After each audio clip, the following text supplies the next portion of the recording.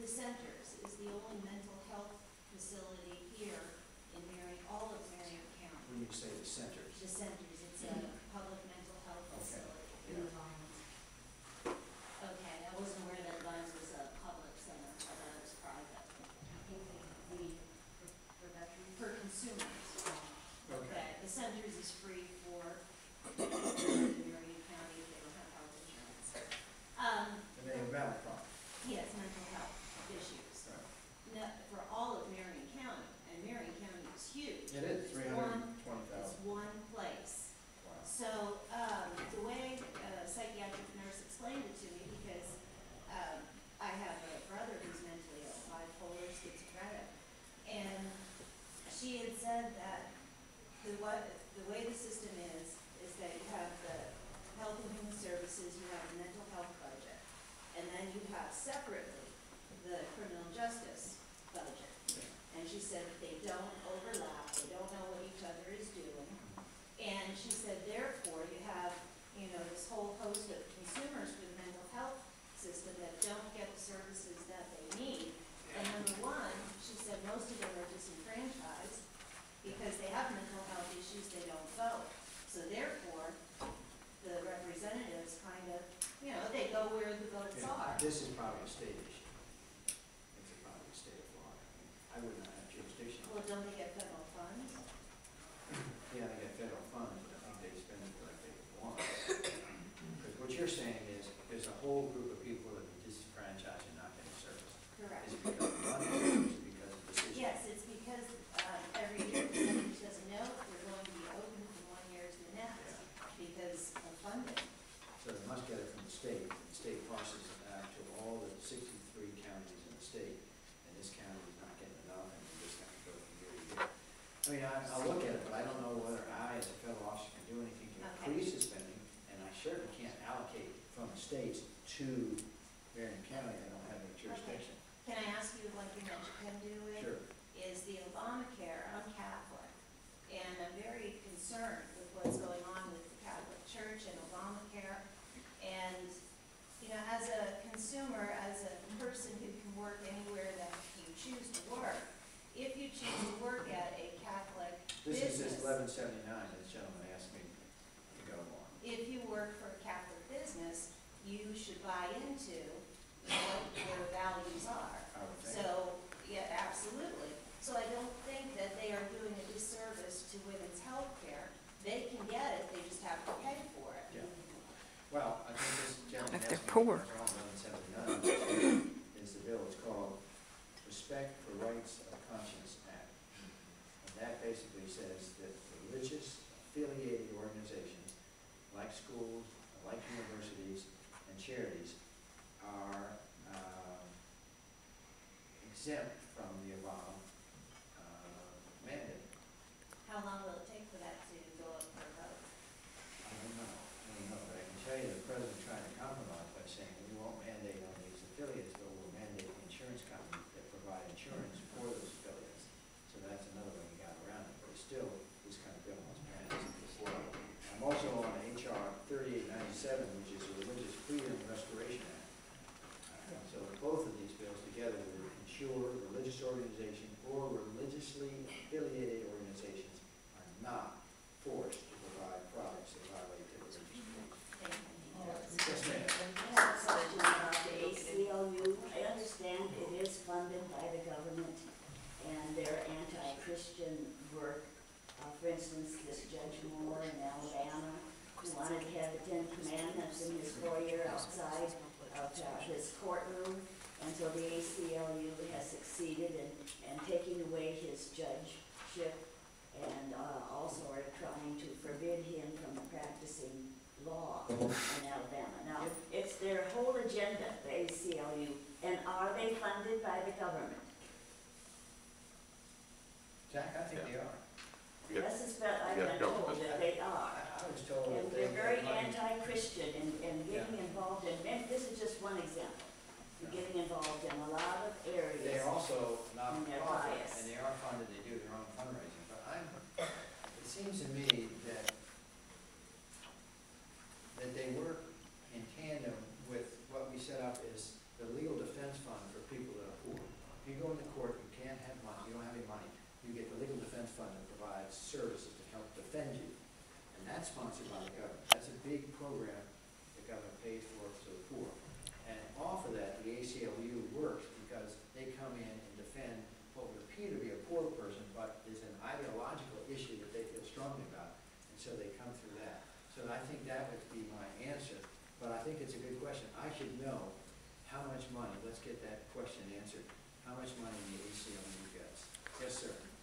Yes, sir. I spent 29 years in the Air Force and spent time over in Southeast Asia. We've talked before on the issue. My former spouse met somebody else, and after 22 years of marriage decided to leave me. She was a British national. Because of the Uniformed Services Former Spouses Protection Act, she gets, right now, it's $17,000 a year of my retainer pay. Yes, sir, she remarried 5 years afterwards.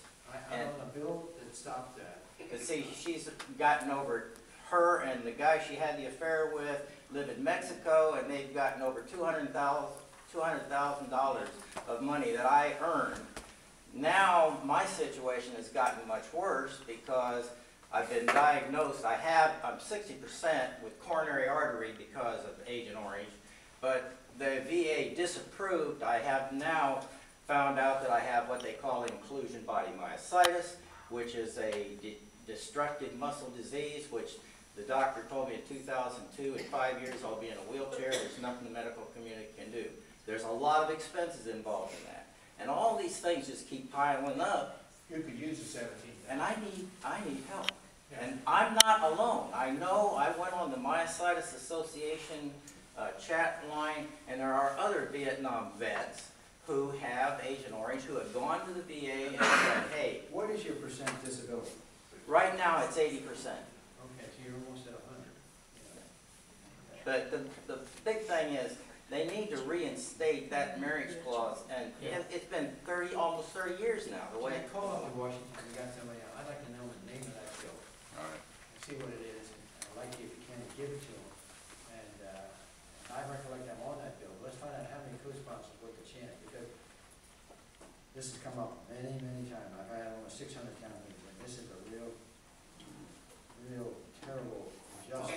I gave your staff some information. Some of it's a little outdated from 2010, and some that showed numbers dealing in Florida and stateswide of an impact on the veterans. But I can tell you where we can help you is to make sure that the veterans does take care of your health care needs.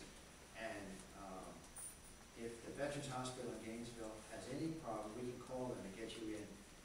So are you getting a pushback from them that they won't help you? No, I just got, I put in for service connection, just in case I get the wheelchair come up and, you know, I have to modify the house, I have to do all these things in order to, which are going to be held on the family.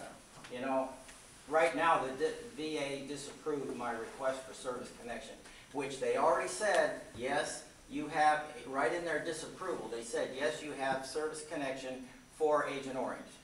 Okay? I was stationed at a base in I want Thailand. you to see Sean afterwards and see if we can move forward here on behalf of him. Okay? Yes, sir, all the way in the back. Go ahead. Yeah, I had kind of two parts. I was watching this thing, and it amazed me how 78% of our country's recyclable products are shipped from overseas. That seems like we're really choking ourselves out as a whole. Like our people should be providing that recyclable products for our own country, lowering prices. Where'd you get that statistic? I was watching the History Channel, and it was on a Discovery program on recyclable stuff. For me, most of it's in the trash. And that's my other point, the trash. I mean, why are we not incinerating and having more incinerators power houses like they do at the BMW plant up in North Carolina? They haven't paid for electricity in over 7 years. They've saved millions. And I don't know the answer to your question. the energy bills are just going up around here. Your basic thrust is through conservation, we can take our recycle to get the energy back to make us less. Yeah, like the trash companies around here, like why are they not giving people specific containers with like 5 slots for paper, cardboard, glass, plastic, and pick the whole thing up, put it in the truck? Yeah. You pointed Already separated. earlier. The main library in Ocala, they have different trash cycles where you can put in it. But there's that's one place. There needs to be an overabundance of those things just everywhere. I would think. They pick up in Bellevue. Well, it's a good point. Okay. Hi. Yes, ma'am. Yes, when you consider the consequences of a potential another BP disaster, which is more important, the Florida tourism industry or the need to drill closer to Tampa, 150 miles off Tampa? 250. I would say that we have been drilling off the coast of many parts of the United States successfully. In the Gulf, we had like almost 4,000 drilling units, drilling for oil, and they've been safe. So I think you can take one particular incident that was catastrophic, but you cannot use that as a statistic for the broad and say that means we can't do X, Y, Z ever again. So to answer your question, I'm in favor of energy independence. I think it's a national security argument, because if we're energy independent, then we can tell Saudi Arabia, Libya, we can tell all these countries to go to Asia, and we don't have to worry about it. Plus, we become exporters, then we control our own destiny. Can't we use a type of energy that's less dangerous than polluting the entire Gulf if that happens again? It's the danger in relative terms. We can try some green energy and work on that more. We've been doing Prudhoe Bay in Alaska. Like methane. And we haven't had any problems. Trash. It's like the Keystone Pipe, I think that's a safe bet for us, and I support it. Oil spills are not safe. 100%. Yes, sir. Yes, I was wondering why in our state, our attorney general is elected. And in view of what's going on, why is he appointed in the federal government?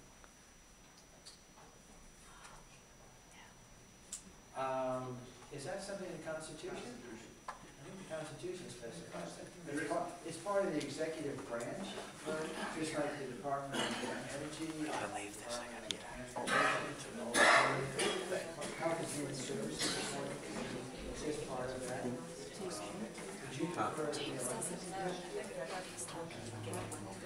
Right now, he's in responsibility. It's not. Okay, and my next question, I mean, we're borrowing money like crazy, we're printing money like crazy. Here we have Solyndra and we have General Motors that owes us $20 million, $20 billion, and they're giving out bonuses. I don't understand why. This is the almost outrageous aspect of it, the Solyndra. They're in bankruptcy. And there were 1,100 employees that got notified the day they went into bankruptcy. No notice, no bonuses, no furlough of getting extra money, loss of health care, they're shot, gone, and out the door. Yet in the bankruptcy proceeding, the Solyndra people said, we're not going to be able to keep these people unless we give them bonuses. And in addition to got bonuses, they've also got raises. So the irony of it, this is in bankruptcy, and taxpayers can't get their money back, yet these people are getting bonuses? I mean, it's just outrageous. So I'm glad you understand that, and that's the kind of thing I'm fighting in I this. mean, all the car dealers and all the people who work for them, they got thrown out the door and that was it. Yet these union guys are getting $7,000 each Yeah. because they had a great year. Yeah, I don't think they should get bonuses unless the taxpayers are fully paid back. They got two, they got a bonus. Sign up.